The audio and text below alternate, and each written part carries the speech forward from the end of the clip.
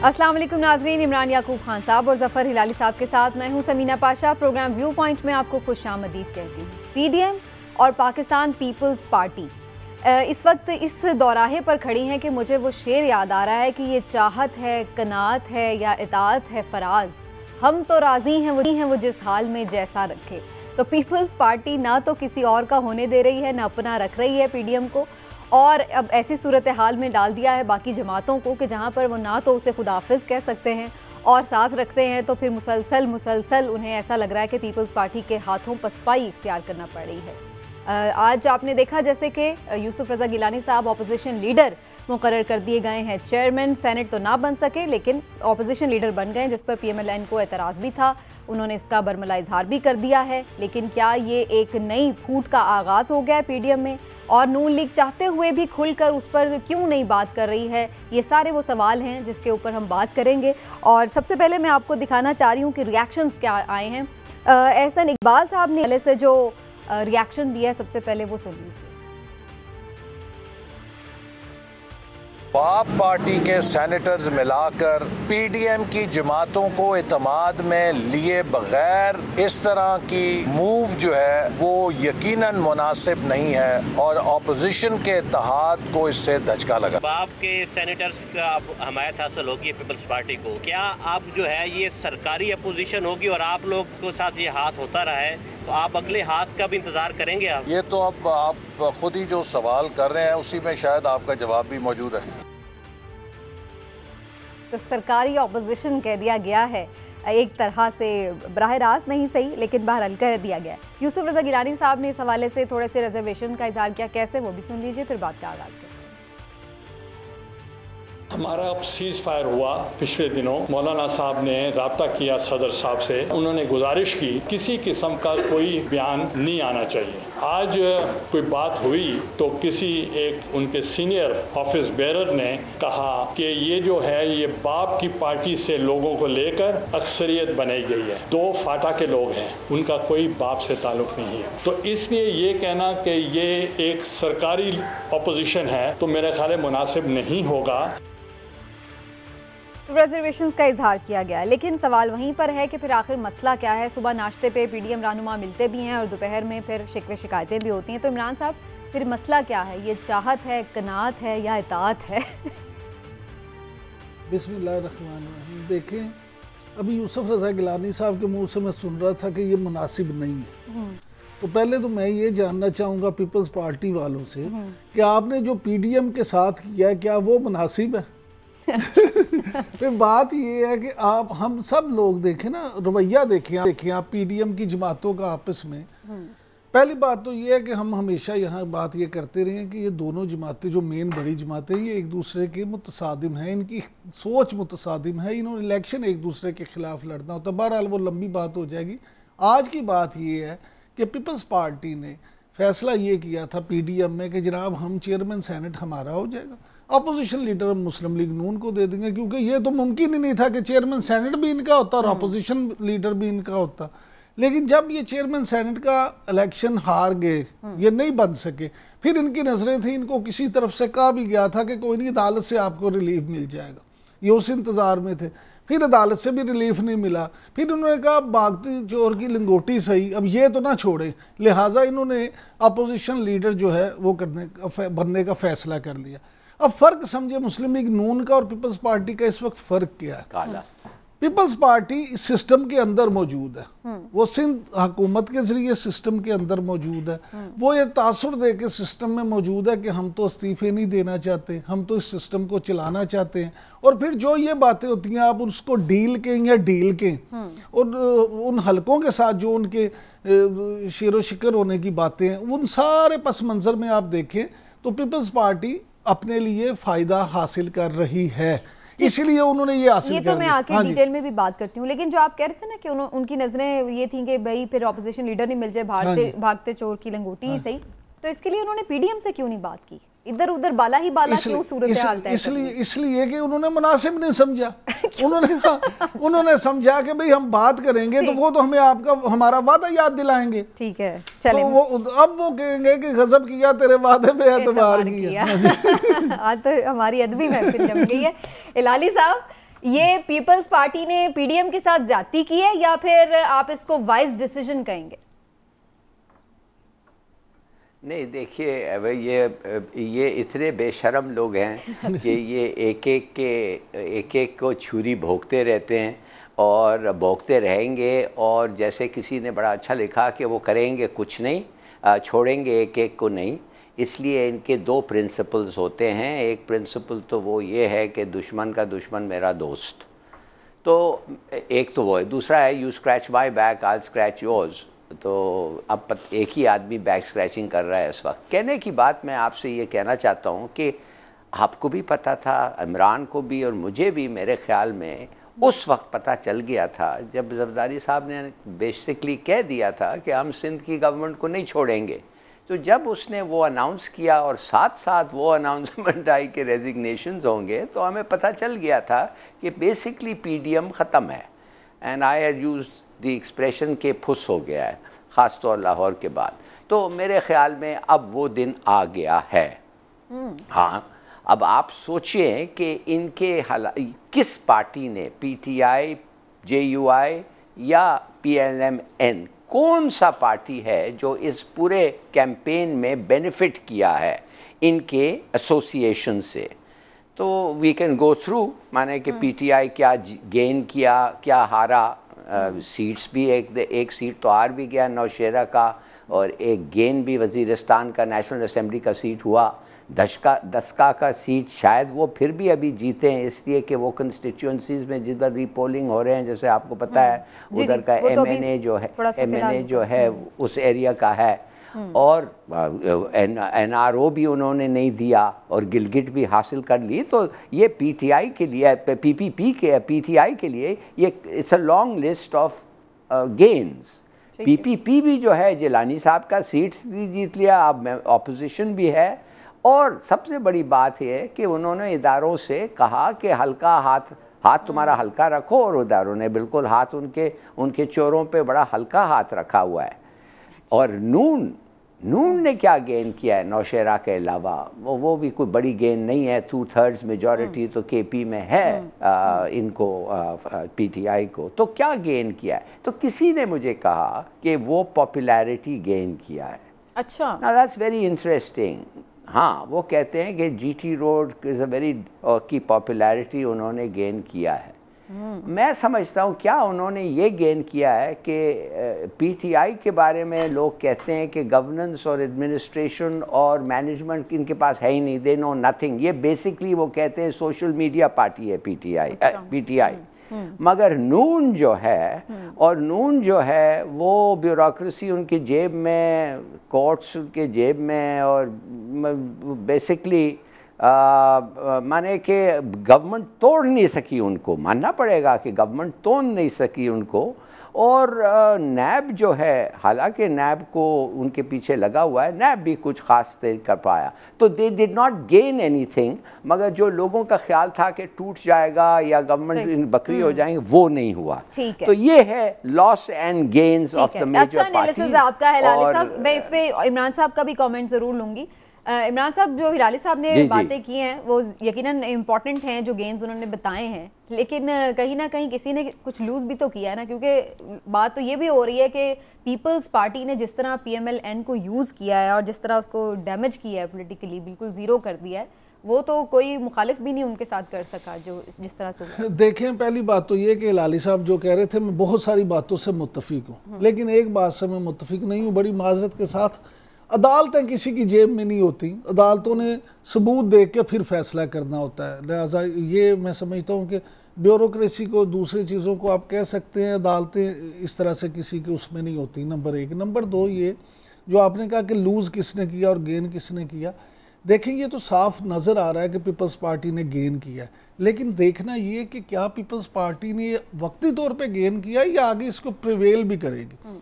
मुस्लिम league नून ने, मैं समझता हूँ बज़ाहिर ऐसे लगता है कि उन्होंने सब कुछ लूज कर दिया। अच्छा, लेकिन जो हिलाली साहब कह रहे थे, असल में उन्होंने अपनी मकबूलियत गेन की है, पॉपुलैरिटी गेन की। अब होगा क्या? होगा ये कि शहबाज शरीफ साहब जो हैं, वो उम्मीद की जा रही है कि उन्होंने जो जमानत अप्लाई की है। उन्होंने देखा है कि वो फिलहाल लॉन्ग मार्च। अब सुन ले, अब जब जमानत, अगर अदालत उनको जमानत दे देती है, वो जमानत पे रिहा हो जाते हैं, तो जो मुस्लिम लीग नून ने पॉपुलैरिटी गेन की है, अब लोग ये बातें कर रहे हैं कि आज अगर शहबाज शरीफ वज़ीर आला पंजाब होते तो कम से कम आधे पंजाब को वैक्सीन लग चुकी होती। हिलाली साहब, ये गली मोहल्लों में लोग बात कर रहे हैं। अब वो क्या करेंगे, वो आके चूरन क्या बेचेंगे, वो आके ये कहेंगे कि देखें, उस पॉपुलैरिटी को वो यूज़ करेंगे अपने लिए, और वो कहेंगे कि देखें हमने तो, हमारी मैनेजमेंट बहुत अच्छी थी, हमारी गुड गवर्नेंस थी, हम होते तो हमने ये कर देना था। आप डेंगू की मिसालें देंगे कि देख ले हमने डेंगू से कैसे फाइट की थी, और ये कोरोना से उस तरह से फाइट नहीं कर सके। और ये कोशिश ये करेंगे अब मुस्लिम लीग नून वाले कि ये अगले इलेक्शन के लिए अपनी पोजीशन बेहतर कर सके, ताकि अगले इलेक्शन में, आपके ख्याल में, मेरे ख्याल में, हाँ जी, मेरे ख्याल में जो सबसे ज्यादा नुकसान हुआ है वो हुआ मौलाना फजलुर रहमान का। हाँ जी, आप शेख रशीद के तज़किये से इत्तेफाक करते हैं? नहीं, शेख रशीद साहब तो बातें करते हैं, लेकिन बहुत सारी बातें उनकी सियासी बसीरत तो बहरहाल उन्हें हासिल है। मामला मौलाना साहब किस तरह से नुकसान में रहे हैं। मौलाना साहब ने ये सोचा था कि पीपल्स पार्टी और मुस्लिम लीग नून दोनों अगर उनके साथ होती हैं तो मौलाना को सियासी तौर पे उसका फ़ायदा होना था। अब पीपल्स पार्टी मौलाना को इस स्टेज पे ले आई है कि मौलाना जो हैं वो मुस्लिम लीग नून के सामने भी बेचारे स्वाय कुड़ने के और कोई नहीं, कुछ नहीं कर सकते। अब मौलाना को उनकी शिकायतें तो नहीं मिल रही, लेकिन पीपल्स पार्टी की शिकायतें सारी मुस्लिम लीग नून वाले वो मौलाना की झोली में डाल रहे हैं। इसलिए ये मामला सबसे ज्यादा नुकसान मैं समझता हूँ पीपल्स पार्टी की वजह से मौलाना फजलुर रहमान और उनकी पार्टी को। लेकिन जो बात कर रहे थे ना हिलाली साहब, वो भी बड़ी इंपॉर्टेंट है कि कौन अपने मामलात सीधे करने में कामयाब हुआ है इदारों के साथ या नहीं, क्योंकि इस वक्त हम ये देख रहे हैं कि दोनों जमातें PMLN और पीपल्स पार्टी एक दूसरे पर इल्ज़ाम लगा रही हैं कि जी वो इस्टेब्लिशमेंट से बात करी है और वो कह रही है नहीं जी इन्होंने। PMLN ने जो कहा वो तो आपने सुना, मैं ज़रा कायरा साहब की ज़ुबानी सुनवा देती हूँ कि उनके क्या तहफ़्फ़ुज़ात हैं। सुन लीजिए कि आपने इस बारे में क्या बताया। इलेक्शन हमसे छीना जाता है, गिलानी साहब की चेयरमैनी छीन ली जाती है। इल्जाम हम पे है कि हमने एस्टेब्लिशमेंट से समझौते कर लिए। आर्मी चीफ से मुलाकातें कोई और जमातें करती हैं और इल्जाम हम पे है कि हमने समझौता कर लिया। पंजाब में सेनेट इलेक्शन होता है, मुस्लिम लीग नून और PTI आपस में समझौता करके सीटें बांट लेती हैं, इलेक्शन नहीं कराती। डील हमारी हो गई। तो फिर किसकी डील हुई है फाइनली लाली साहब आपकी नजर में? देखिए, इससे पहले अगर मैं एक मिनट के लिए कह दूं कि आप बिल्कुल सही कहा इमरान याकूब ने कि कोर्ट्स किसी के जेब में नहीं होती हैं, मगर एक फ़ैसला जो अभी हुआ है और जिसके बारे में बहुत सारे अब तो लोग ख़त वत दिख रहे हैं और ग्रुप्स में सर्कुलेट हो रहा है, जिसमें पंजाब गवर्नमेंट ने अप्रोच किया था हाई कोर्ट लाहौर को कि आप मेहरबानी से, इसलिए कि ये मार्च ये जो अपीयरेंस है ये कुछ एक लोगों के साथ आ रही हैं, 10, 15, 20 हज़ार लोग शायद साथ हों उनके, ये डेंजरस है। और हमारा में से आगे टॉपिक भी है, उसमें भी इसमें डिटेल में बात कर सकते हैं। आपकी मैं बात का पॉइंट समझ गई। अच्छा चलिए, दूसरी बात में आप समझ गए। अच्छा चलिए, वो ये इस पर आ जाए ना जरा। मैं ये हूँ कि सबसे बड़ा मिस्टेक जो नून ने किया है, देखिए कौन सी पार्टी है, कौन सा ग्रुपिंग है, कौन सा एक इदारा है जो पाकिस्तान में हर वक्त ज़्यादातर पॉपुलर रहा है और जो किसी पॉलिटिकल पार्टी से भी ज़्यादा पॉपुलर होता है और बड़ा है इन टर्म्स ऑफ सपोर्ट, और वो है फौज और वो है एस्टैब्लिशमेंट। अब नून बार बार इनसे टक्कर ली है और बार बार हारी है। माने जब टक्कर लेते हैं तो हारते हैं, जब टक्कर लेते हैं तो हारते हैं। अब फिर इन्होंने टक्कर लिया है। तो मैं नहीं समझता कि अगर आप सबसे बड़े पावरफुल पॉपुलर ग्रुपिंग पाकिस्तान में, अगर पॉलिटिकल पार्टी ना हो, ग्रुपिंग जिसके साथ आप बार बार टक्कर लेते हैं, तो ये कैसे हो सकता है कि आप कामयाब होंगे? नहीं होंगे। हर वक्त वो माने टक्कर सही लेते हैं या गलत लेते हैं आपकी नजर में लाली साहब? नहीं, टक्कर देखिए मैं तो समझता हूँ गलत लेते हैं, हरगिज़ गलत लेते हैं, बिल्कुल। नो कोई असूल नहीं है इसके पास, थोड़े खुदा के लिए खुद गोद में बैठ के आया क्या असूल। मैं सिर्फ ये कहना आपको चाहता हूँ कि इसको पता होना चाहिए नवाज शरीफ को कि एक कब्र है और 2 कैंडिडेट्स हैं, ये या वो, और यही जाएगा उस कब्र में, वो नहीं जाएंगे। और बार बार ये हमें पता चल गया है, भाई वो टक्कर लेते जाता है तो ही कीप्स लूजिंग। मैं कहता हूँ नवाज शरीफ का ये फॉल्ट अगर ठीक हो जाए तो he would still be in power, आज तक वो रहते। ठीक, अच्छा, आखिर उनको तरीका तो आने का तरीका तो यही था ना कि ISI DG का दीवार बनाया और कहा मुफ्त ये ले लो। और ये भी बात दुरुस्त है कि अच्छी आप गवर्नेंस करना चाहते हैं तो ज़ाहिर है तमाम इदारों को साथ लेकर ही चलना पड़ेगा। लेकिन इमरान साहब, इस सारी सिचुएशन में जिस वक्त ऑपोजिशन की डिफरेंट पार्टीज जो हैं एक दूसरे पे इल्ज़ाम लगा रही हैं कि आपने डील कर ली, आपने डील कर ली, आपके ख्याल से किसने डील की?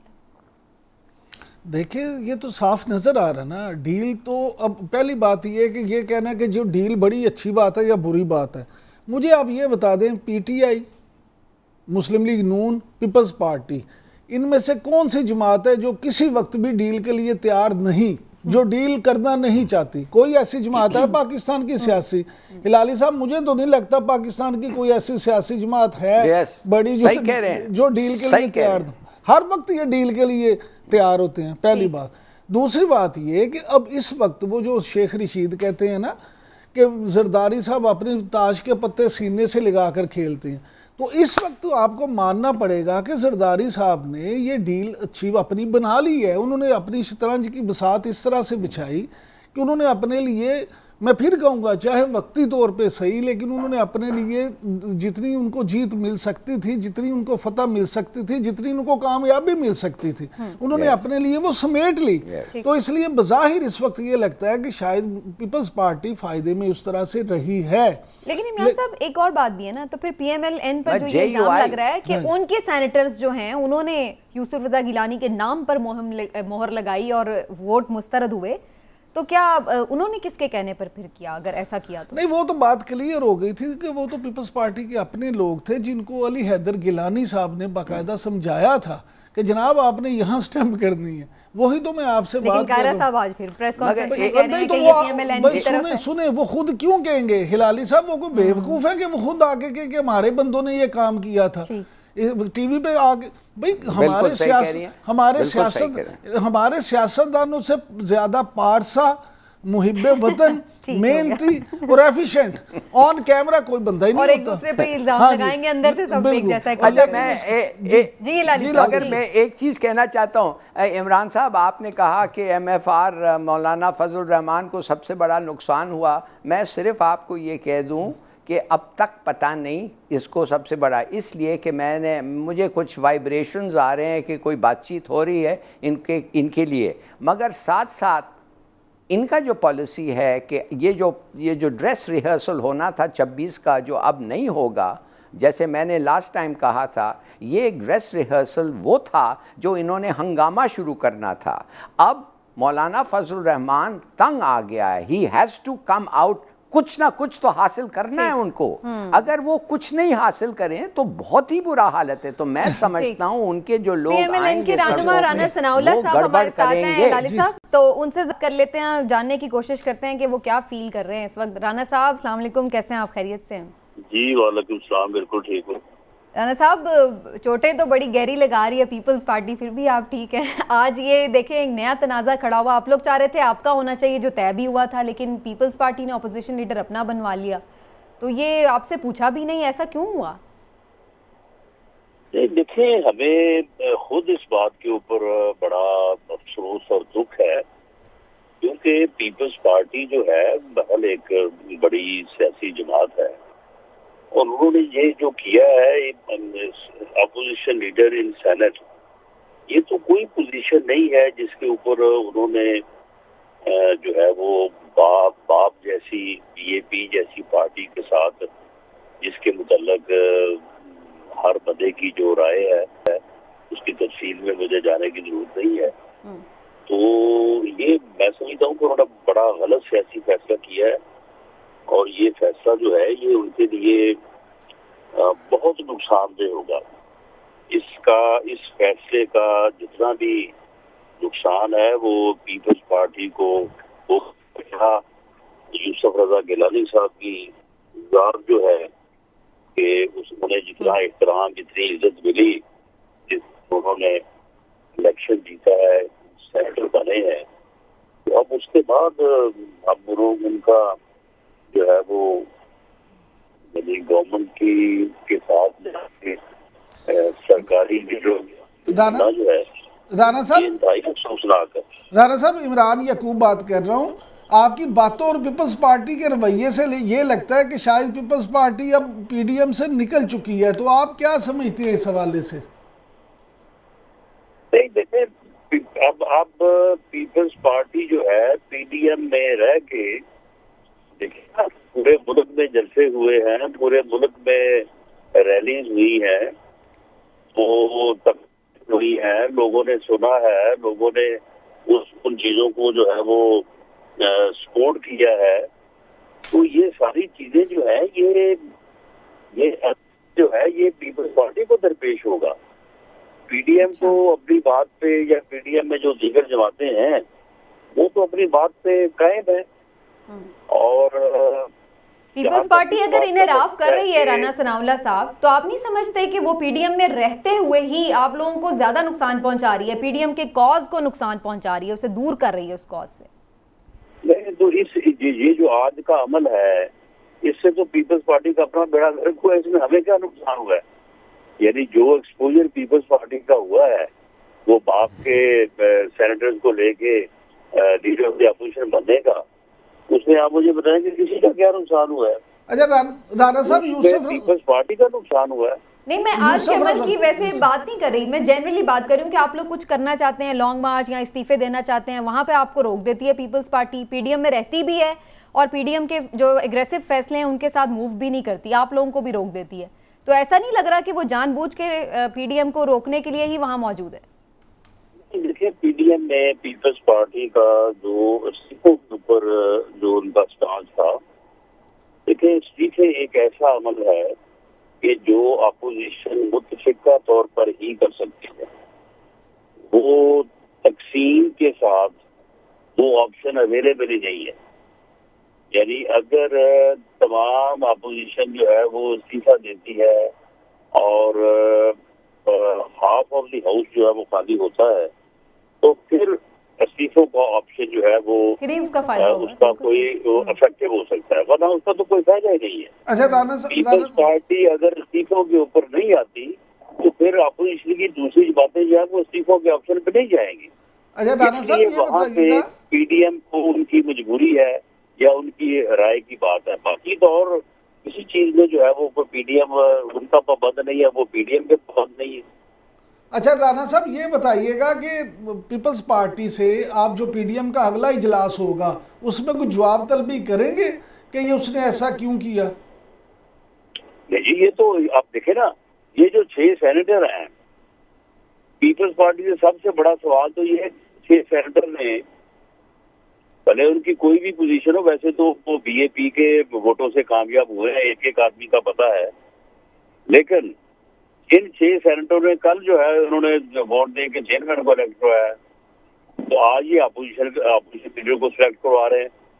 तो ये तो फिर इस तरह से फिर जमहूरियत की जो सेंस है वो ही खत्म हो जाती है।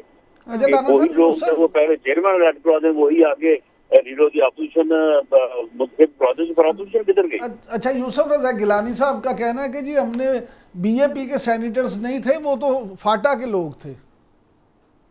नहीं, वो अच्छा चले, उनमें से कोई एक आदमी बता दे कि उसने इनको वोट दिया था जब उन्होंने चेयरमैन का इलेक्शन लड़ा था।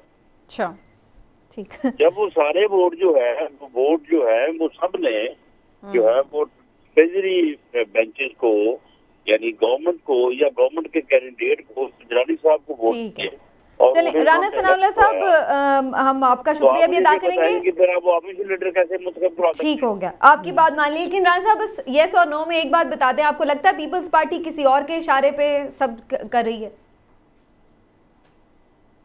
देखिए, पीपल्स पार्टी, मैं समझता हूँ कि पीपल्स पार्टी को जिन लोगों ने ये मशवरा दिया ना आज का, उन लोगों के मतलब पीपल्स पार्टी को जो है वो इन्वेस्टिगेशन इंक्वायरी करनी चाहिए। अच्छा। वो लोग जो है ना वो पीपल्स पार्टी के लोग नहीं है। ठीक है, उन्होंने पीपल्स पार्टी का कोई फायदा नहीं किया, उन्होंने बर्बाद किया पीपल्स पार्टी। चलें, बहुत बहुत शुक्रिया आपका राना सनाउल्लाह साहब। और हम देख रहे हैं कि इख्तिलाफ तो है, दोनों आपस में रुक रुक के ही कुछ कह रहे हैं और एक मोहतात रवैया भी। इसी हवाले से वाकफान हाल की खबर भी है। इमरान साहब क्या कहते हैं वाकफान हाल, अब क्या करेंगे, कैसे चलेंगे? अच्छा, ये वाकफान हाल की जो खबर है ना आज वो दो हिस्सों पे है। पहली बात ये जिसका अभी राना साहब जिक्र कर रहे थे, मियां मोहम्मद नवाज शरीफ, शहबाज शरीफ साहब और जनाब मरियम नवाज और हमजा शहबाज, इनका जो अपना टेलीफोनिक रब्ता और इसमें जो इन्होंने अपनी मीटिंग की उसमें ये डिस्कस हुआ कि अगर पीपल्स पार्टी इस्तीफे नहीं देती तो क्या मुस्लिम लीग नून को इस्तीफे देने चाहिए। उस पर इन्होंने इन चारों ने मिलकर ये फैसला किया कि अगर पीपल्स पार्टी इस्तीफे नहीं देती तो हमने अगर इस्तीफे दे दिए तो फिर होगा क्या, होगा ये कि पीपल्स पार्टी कौमी असम्बली में भी अपोजिशन लीडर उनका हो जाएगा, पब्लिक अकाउंट्स कमेटी का चेयरमैन भी उनका हो जाएगा, और जो मैं पहले बात कर रहा था कि सिस्टम में उनकी जगह और बन जाएगी। उनके लिए आप ये कह रहे हैं कि जोड़ तोड़ के लिए मजीद स्पेस बन जाएगी, जिस लिहाजा मुस्लिम लीग नून ने भी ये फैसला किया कि अगर पीपल्स पार्टी इस्तीफे नहीं देती तो फिर मुस्लिम लीग नून भी इस्तीफे नहीं देगी। यही आज वो कह रहे थे। दूसरी बात अब आ जाती है इस हवाले से कि ये जो आज अपोजिशन लीडर वाला मामला हुआ तो इस पे मौलाना फजलुर रहमान साहब ने रब्ता किया मियां नवाज शरीफ से और मरियम नवाज से, और उन्होंने कहा कि जनाब ये अगर इस वक्त मुस्लिम लीग नून ने इस पे बड़ा कुछ सख्त मौक़िफ़ लिया और मीडिया टॉक की और इस पे ज़्यादा बातें की तो इससे बहुत नुकसान होगा, लिहाजा आपसे मेरी ये दरख्वास्त है कि आप मेहरबानी करें फौरी तौर पे इस पे अपना रिएक्शन ना दें, और हम पीडीएम का जो इजलास होगा अगला उसमें पीपल्स पार्टी से निपटेंगे भी, जैसे आप कहेंगे उस पर फैसले भी कर लेंगे, लेकिन वक्ती तौर पर आप अपना हाथ होला रखें। ठीक है जी, हाथ तो होला रखेंगे पे, लेकिन कब तक साथ चलेंगी ये देखना है। अभी एक ब्रेक लेते हैं नाज़रीन, वापस आते हैं ब्रेक के बाद। तो एक और अहम इशू है, उस पर बात करते हैं जिस पर बहुत तनकीद हो रही थी कि वज़ीर जो मुआविन खुसूसी थे पेट्रोलियम के, उस पर क्यों नहीं कोई कार्रवाई हो रही जबकि उनका नाम भी आ रहा था करप्शन में। तो इस पर बात करते हैं एक ब्रेक के बाद। हमारे साथ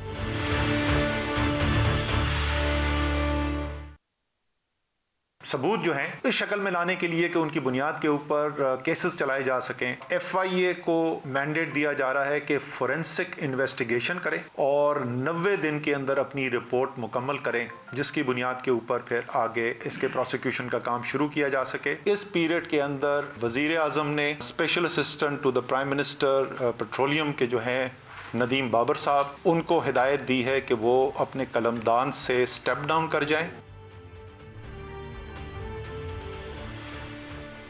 वेलकम बैक नाज़रीन। पिछले साल आपको याद होगा कि पेट्रोलियम मसनूआत की कीमतें जब आलमी मंडी में कम हुई तो उसका फ़ायदा अवाम को देने के लिए यहाँ पर भी कीमतें खातिर खा कम कर दी गई थी, लेकिन उसके बाद बहरान एक ऐसा जन्म लिया कि कहीं पेट्रोल ही दस्तयाब नहीं था, और उसके बाद फिर पेट्रोल माफिया की जीत हुई थी और दोबारा से पेट्रोल को महंगा करना पड़ा, जिसके बाद फिर पेट्रोल दस्तयाब भी हो गया था। कहानी ये खुली जिस पर कमीशन बनाया गया और कमीशन की रिपोर्ट भी आई, उसमें कुछ सिफारिशात भी दी गई थी, और ये दिसंबर की बात है कि जब ये रिपोर्ट जो है वज़ीर आज़म को पेश कर दी गई थी।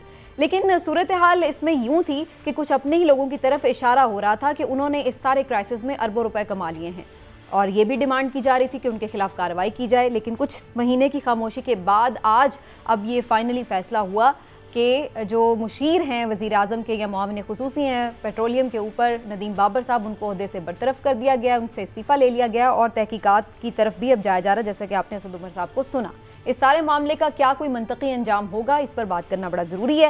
यही सवाल लेके जाऊँगी मैं हिलाली साहब की जानिब। हिलाली साहब, वैसे तो ये खुशाइंद है कि कम अज़ कम क्राइसिस के रिपोर्ट्स आ रही हैं, वो पब्लिक भी होती हैं, जिम्मेदारों की निशानदेही भी होती है, लेकिन अवाम तो ये भी देखना चाहते हैं कि किसी को सज़ा भी मिले और रिकवरी भी हो।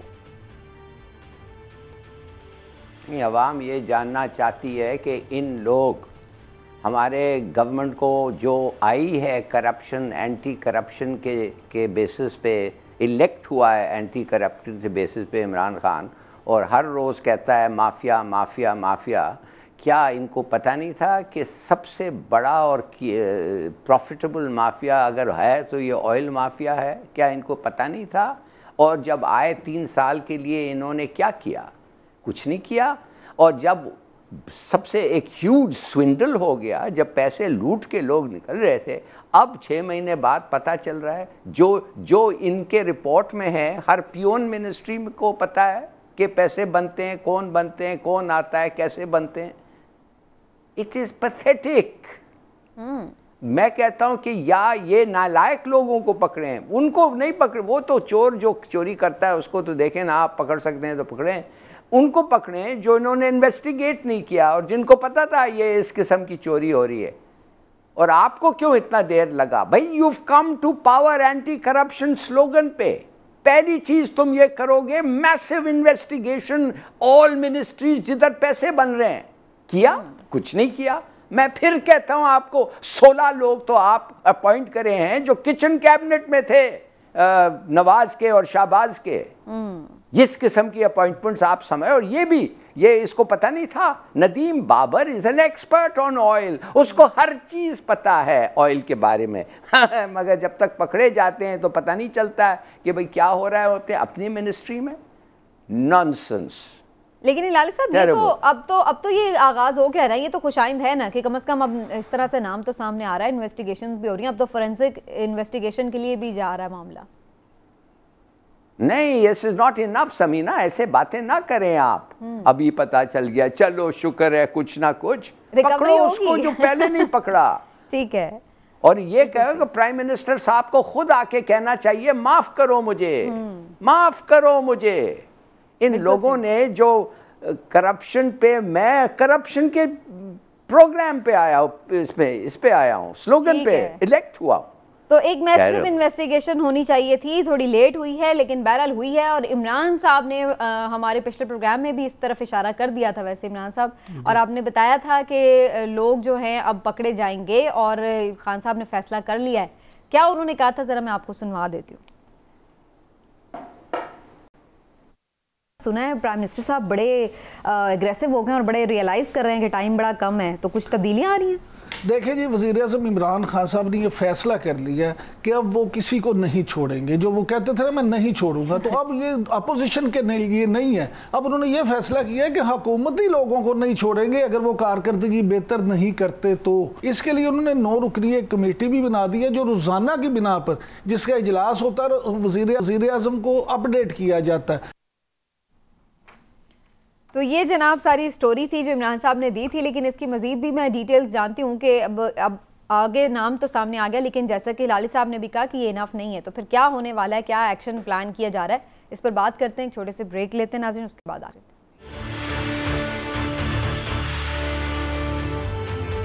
वेलकम बैक नाज़रीन। स्टोरी जो हम कर रहे थे वो आप जान ही चुके हैं। पेट्रोलियम पर नदीम बाबर साहब को अलहदा कर दिया गया, तो इमरान साहब क्या समझा जाए, अब बिला तफरीक एहतसाब का अमल वाक़तन शुरू हो गया?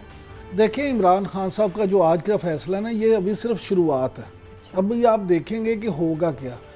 मैं ये नहीं कहता कि अभी यहाँ दूध की नहरें चलना शुरू हो जाएंगी और सबको सज़ा मिल जाएगी। वैसे तो आज अगर आप असद उमर साहब की प्रेस कॉन्फ्रेंस देखें तो उसमें ही उन्होंने आधी क्लीन चिट तो नदीम बाबर साहब को दे दी है।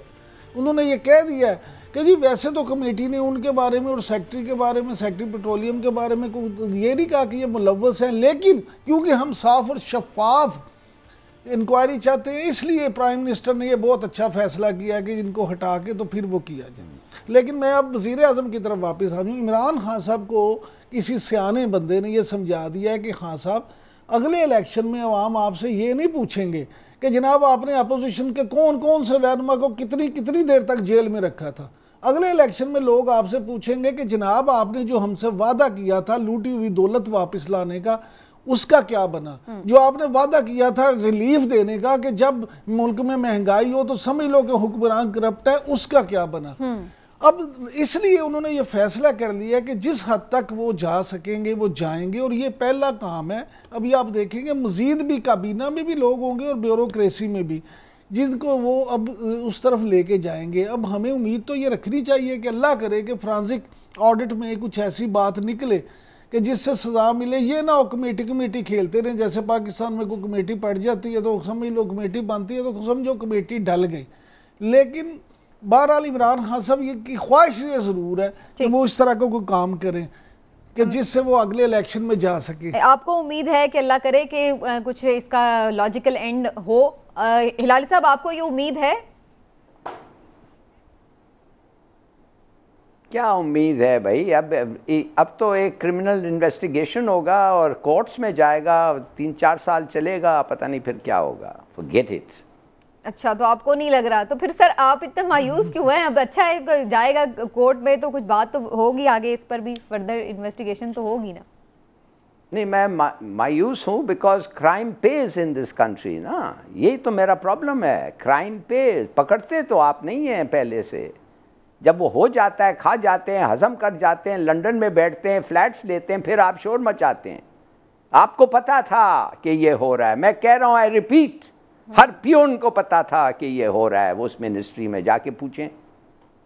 लेकिन हिलाली साहब, एक और बड़ा मजा है इस पूरे काम में कि देखें जो पेट्रोलियम मिनिस्टर हैं उमर अयूब साहब, उनके बारे में कोई बात नहीं है। यानी कि वो या तो फिर इतने बेबस मिनिस्टर थे कि उनके नीचे जो कुछ हो रहा था उनका किसी से कोई ताल्लुक नहीं था, और दूसरी बात ये है कि या उनको बचाने के लिए उनका नाम किसी काम में नहीं आ रहा। दो ही चीजें थी ना, तीसरी तो कोई बात नहीं हो सकती।